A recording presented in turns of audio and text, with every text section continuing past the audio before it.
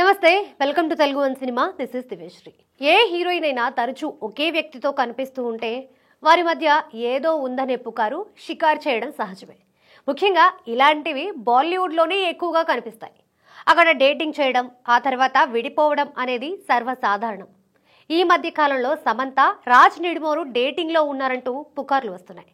అది నిజమేనన్నట్టు వారి ప్రవర్తన కూడా ఉండడంతో సోషల్ మీడియాలో ఇదే హాట్ డిస్కషన్గా మారింది. నాగ చైతన్యతో విడిపోయిన తర్వాత ఒంటరిగానే ఉంటున్న సమంత కొంతకాలం అనారోగ్యం కారణంగా సినిమాలకు దూరంగా ఉంది. ఆమె ఆరోగ్యం కుదుట పడిన తర్వాత సీటాడెల్ అనే వెబ్ సిరీస్లో నటించింది. అంతకుముందు ది ఫ్యామిలీ మ్యాన్ 2లో కూడా కనిపించింది. ఈ రెండు వెబ్ సిరీస్లకు రాజ్ డీకే దర్శకులు. ఆ వెబ్ సిరీస్ల తర్వాత సమంత, రాజ్ నిడుమోరు మధ్య బంధం బలపడిందనే రూమర్ వినిపించింది.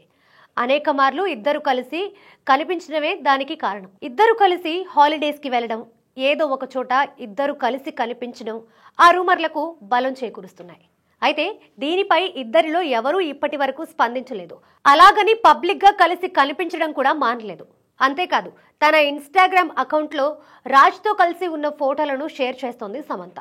తాజాగా ముంబై వీధుల్లో సమంత, రాజ్ కలిసి ఒకే కారులో వెళ్తున్న దృశ్యాన్ని కెమెరాల్లో బంధించారు. వాళ్ళిద్దరూ ఒక రెస్టారెంట్లో డిన్నర్ చేసి తిరిగి వస్తున్నట్టుగా తెలుస్తోంది.